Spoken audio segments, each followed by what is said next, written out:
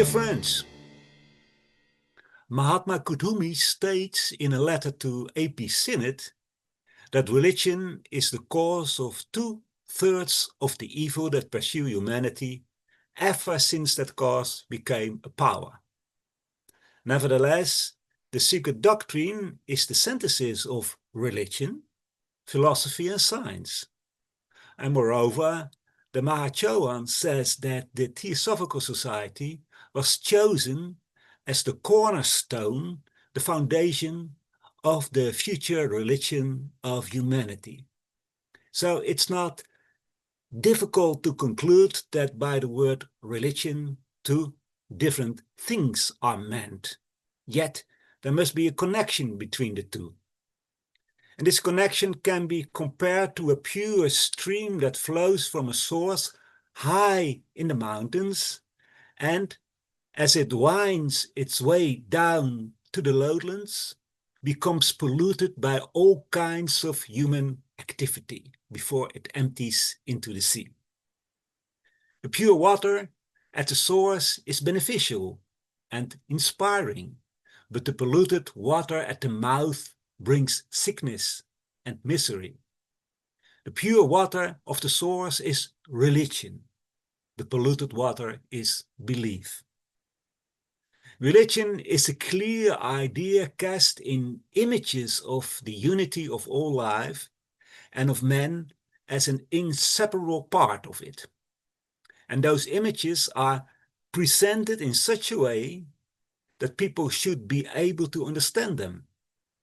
For most of us, the idea itself is still too lofty to evoke a sense of experience of oneness.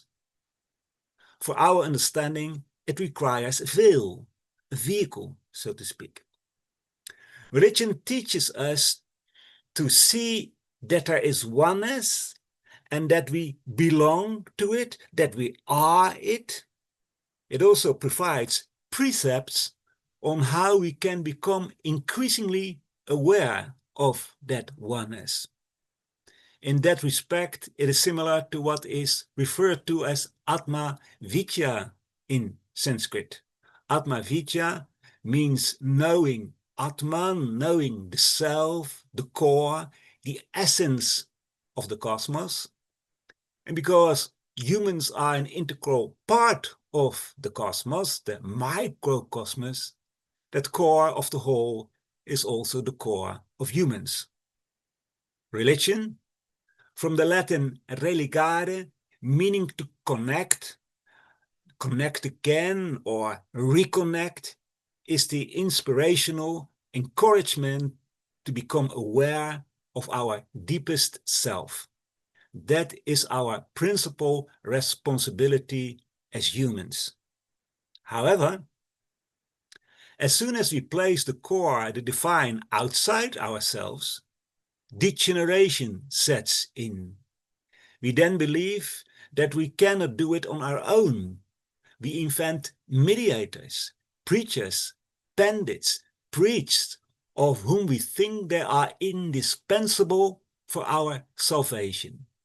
We start worshipping the divine instead of invoking it within ourselves.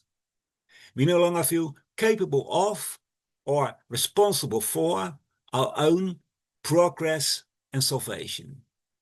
We have been prepared for manipulation and blindly follow the dogmas presented as absolute truths.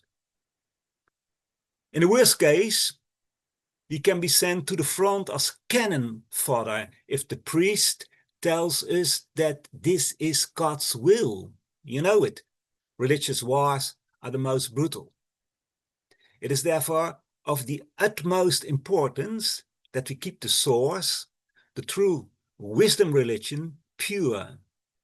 And that source is located in the hierarchy of wisdom and compassion, which at regular intervals presents the same ancient message in a form that suits the people to whom the message is offered. Time and again, these pure ideas are proclaimed, but over time, these ideas are no longer understood or are only half understood. The deeper background is lost. They become dogmas that cannot be questioned, that cannot be discussed, but that you simply have to believe. The beginning is ideas, the end is dogmas. And these dogmas deprive humans of the most essential aspect of their existence, free will. Now the Masters will do everything in their power to prevent, or at least minimize, the chance of the ideas degenerating. They know the human psyche, they know how humans think, they know how to stimulate their universal thinking aspects. The wise men of antiquity understood that if they wanted to convey universal ideas to people, they could only do so by using anthropocentric language, words that could be recognized from the standpoint and from the knowledge and understanding and the experiences that most humans presently have. That's why they use human language, human similes, and human stories.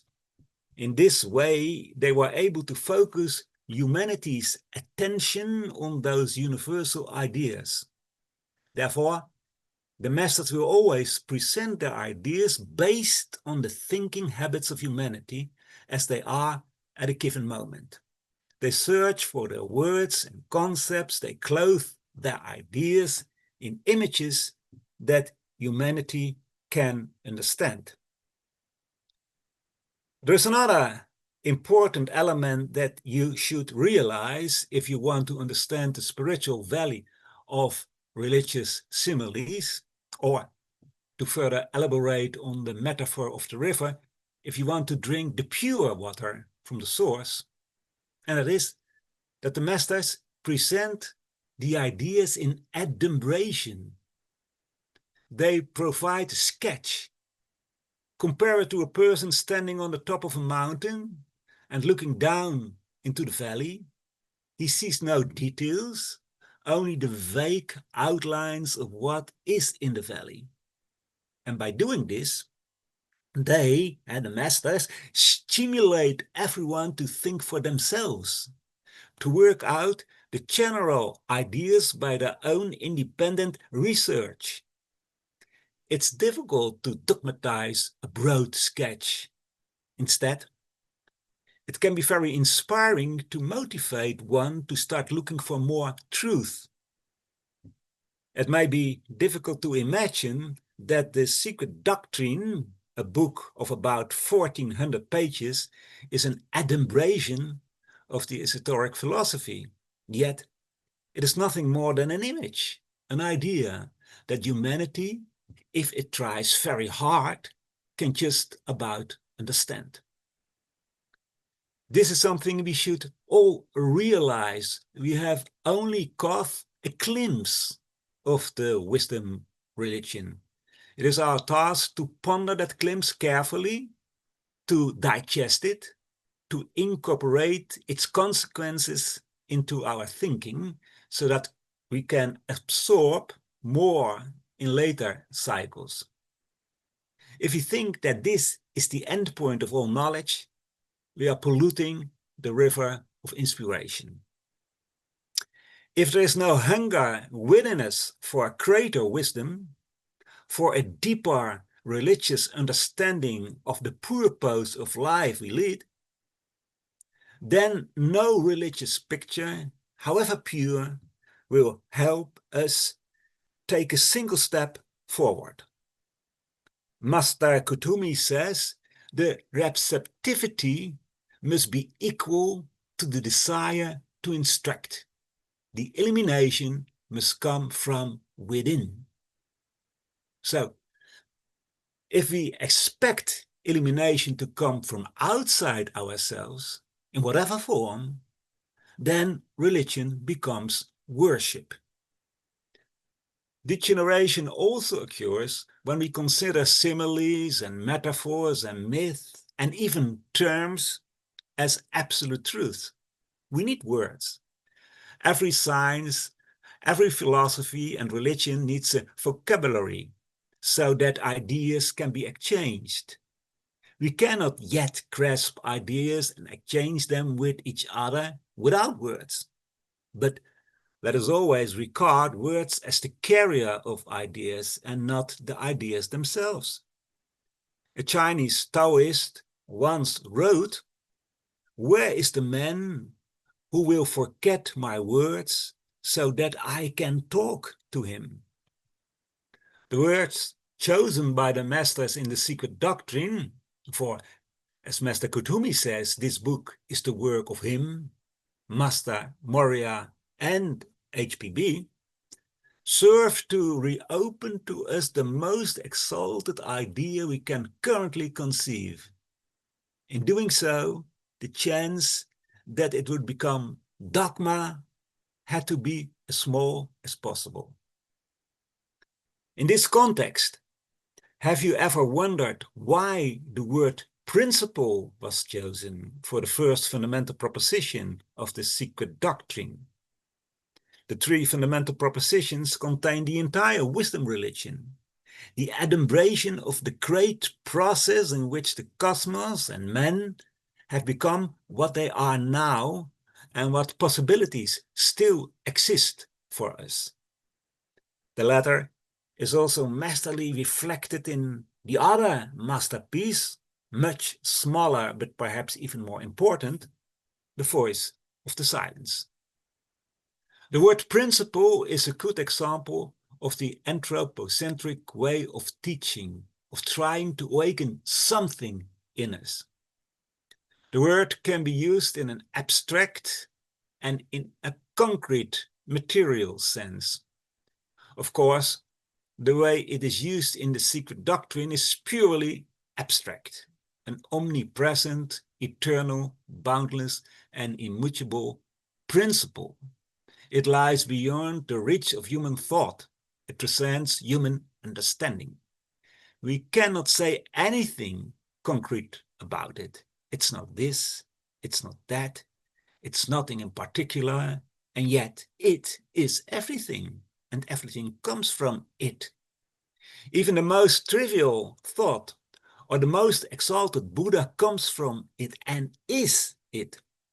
How wise it was to choose the word principle.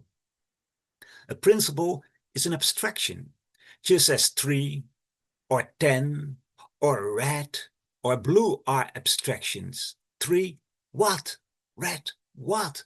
Of course there are red things and there are 3 things, but in and of themselves they are nothing. And the same goes for the word principle. It means conception, basis, foundation. However, conception of what? Basis of what? That is not stated in the first fundamental proposition because it cannot be communicated. It is the basis of nothing in particular, and at the same time of everything. The boundless principle is nothing, no thing, and yet everything. The great paradox. The starting point of all religious awareness, because it not only evokes a sense of kinship with even the most distant galaxy we can imagine, but when we ponder it long and profoundly, we even feel something of the all-encompassing oneness of all life.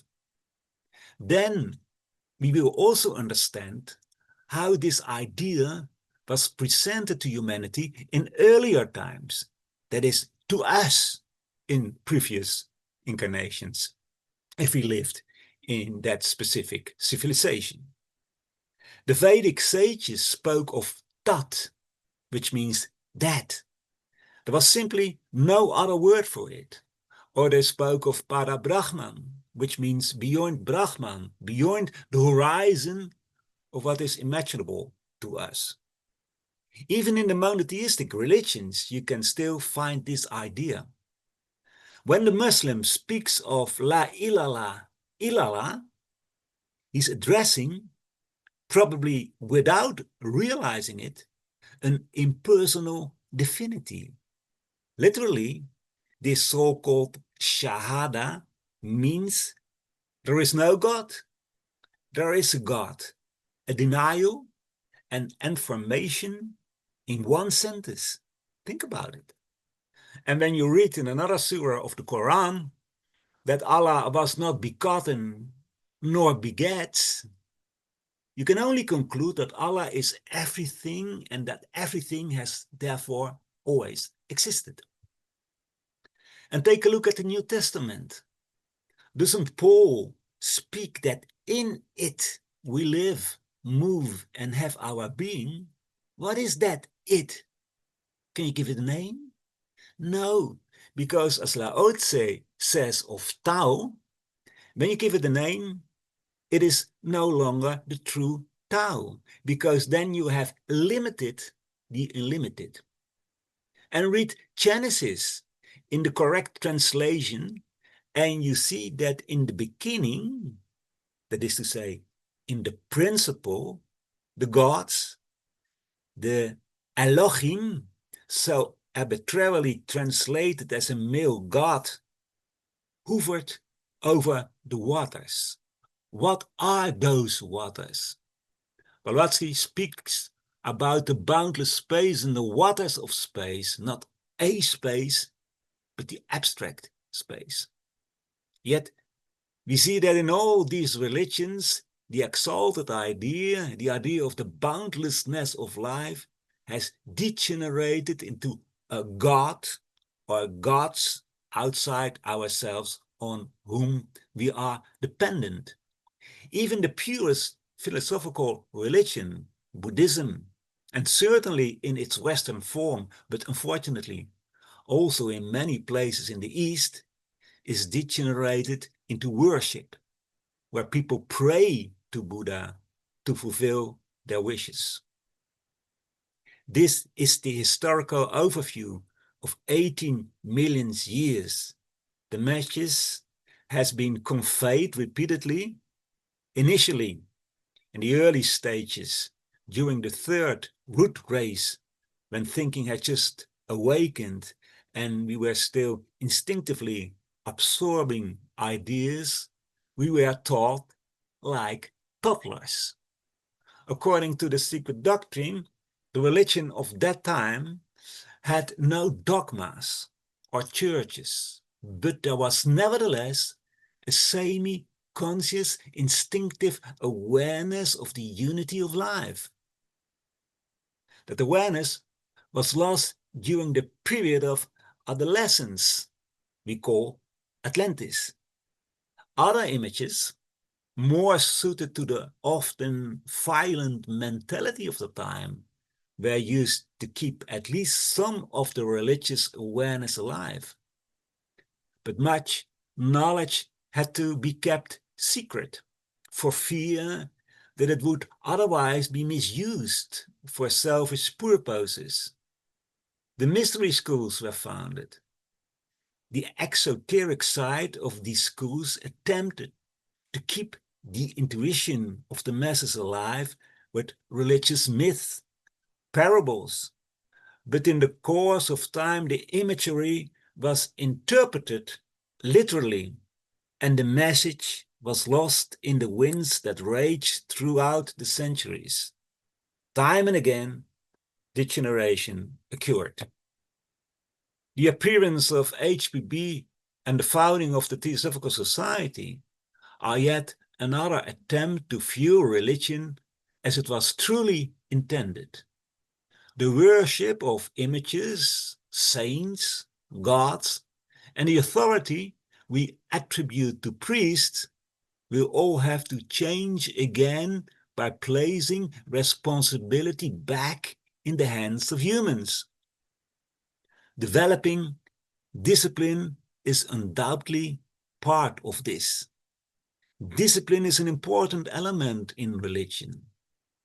The Roman statesman and philosopher Cicero derives religion from relegere, meaning to read again, in the sense of choosing and adhering to the best we know. This is an important idea because It shows that religion is not based on faith or belief, but on independently choosing a certain guideline.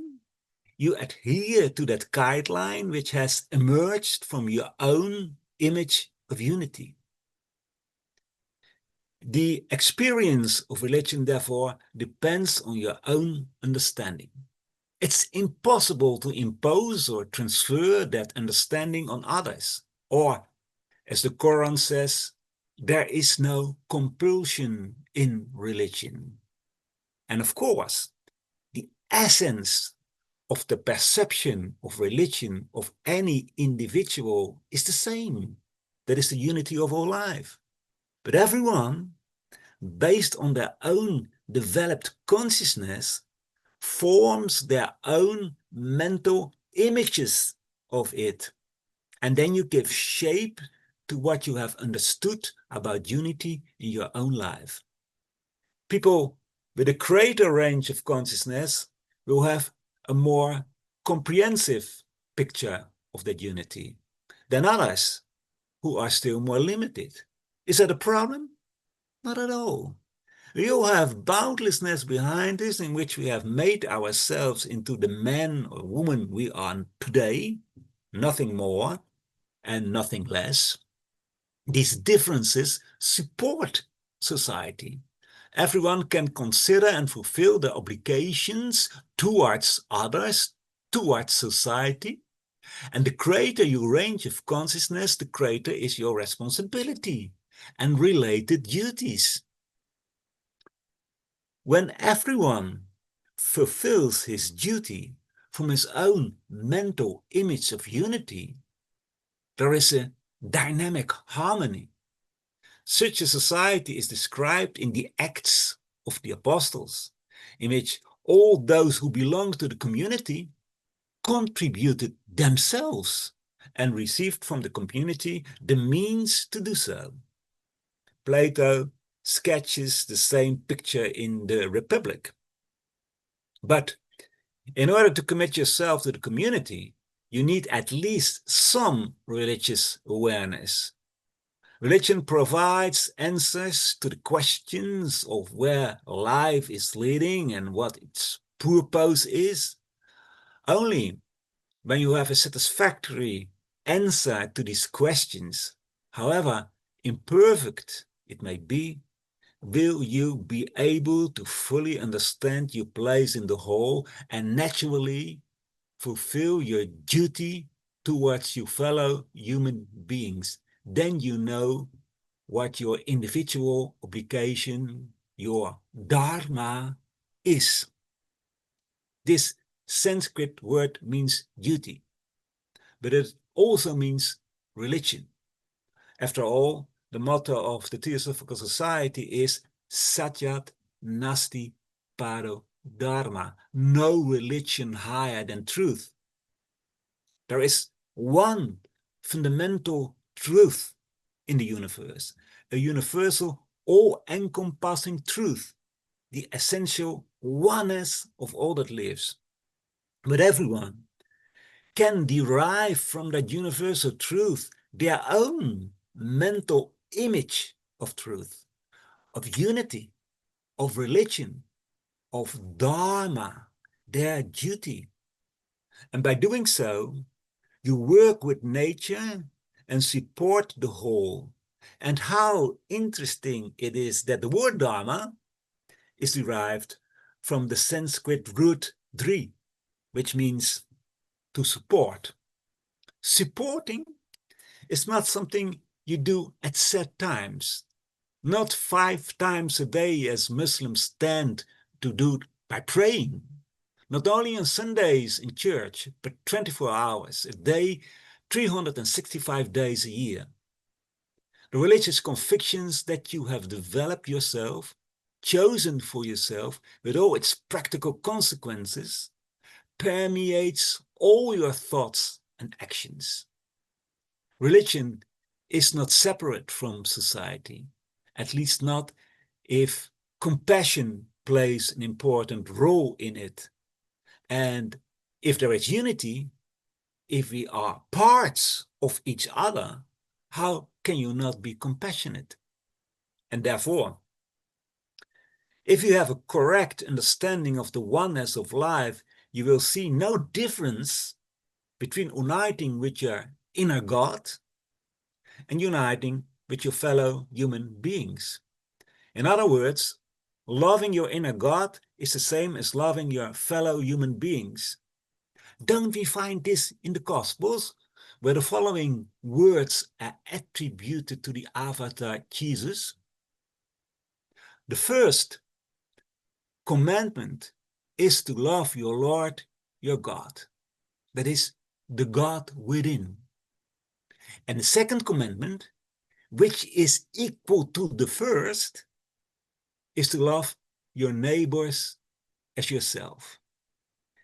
If loving your inner God is the same as loving your neighbors, then you can only explain that from the unity of life. If you love your own inner God, who has completely identified with the totality of life, then you also love your fellow human beings. You love them as yourself. Not your lower self, of course, who lives in the feeling of separation, but the higher self, who is the inner God. Well, if we may courteously draw some conclusion from the above with regard to the religion of the future, of which the Theosophical Society is the cornerstone, then we can establish that the following elements are necessarily part of it. Religion is about an active perception of unity, of the divine, which is not outside you, but within you. You have the responsibility to form your own mental image of the divine unity and to live accordingly to it. Religion gives you the inspiration to follow the path to your deepest self and to unite with it, which also means that you unite, or rather become aware of the unity with your fellow human beings, yes, with all that lives. Theosophists have an even greater responsibility in this regard than those who have not yet had the privilege of studying the wisdom religion. If we keep the source pure, then the tributaries of the great river of inspiration, as they take shape in the new religion, but also in science and philosophy, which should never be separated from religion, will be an adequate and accurate reflection of the truth that the hierarchy of compassion and its messengers have given us. The doctrines of karma, reincarnation, progressive evolution, and especially of the monads, the centers of unlimited consciousness that every being is, will be an integral part of it. But if theosophists water down the teachings, if they no longer study them open-mindedly, searching for more truth, or if they consider their interpretation to be the only correct one, then the religion of the future will also show such imperfections, and the seed of degeneration will already have been sown. This attempt by the hierarchy of compassion is meant to exert its inspiring influence on the society for at least 2160 years, the era of a messianic cycle. And if future generations also want to be able to taste the pure water of the spring, we must not pollute it. We keep the water pure when we let it flow, and that means we use it for the good of all humanity.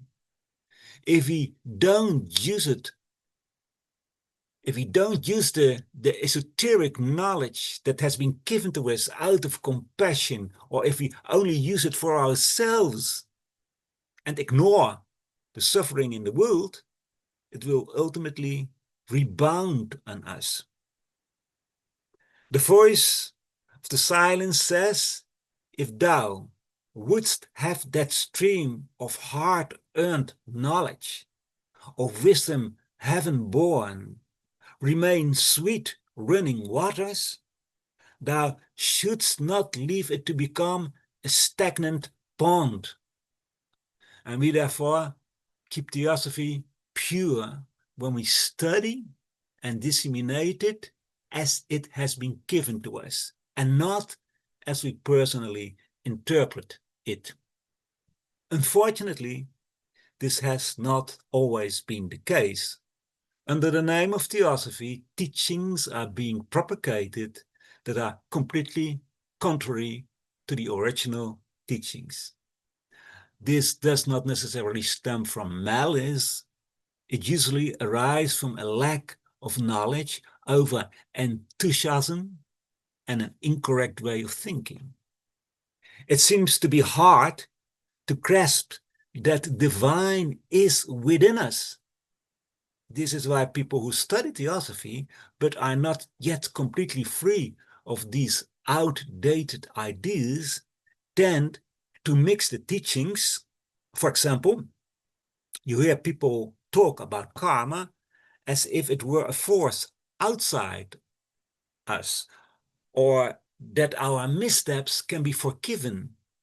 That is not the message we have received, because we learn that karma is within us, that we are our own karma, and that a karmic act, one's own, must lead to a consequence. On the other hand, since 1875, the concept of religion has taken on a completely different meaning for many people. There are millions scattered across the earth who call themselves religious, but don't belong to any church. They don't want dogmas, but seek truth wherever they can find it. They read Buddhist sutras, they read the Bhagavad Gita, the writings of the Neo-Platonists, and the Nag Hammadi scriptures. Many of them could be included in our theosophical ranks if we could only reach them. Our task as theosophists is very difficult. On the one hand, we must spread theosophy with all our strength and abilities, because only theosophical ideas can elevate the world's mentality, can reach people's hearts and turn selfishness into selflessness, so that wars disappear. The gap between rich and poor is closed. Nature will not further be destroyed. And above all, people regain perspective and begin to experience life as meaningful. But on the other hand, we must never compromise the teachings as we have received them. We shouldn't adapt them to the trends that come and go. It's a difficult but very noble task. The more we succeed in this, the purer the religion of the future will be, and the more it will inspire many, including many future generations, to live compassionate and meaningful lives. Thank you for your attention.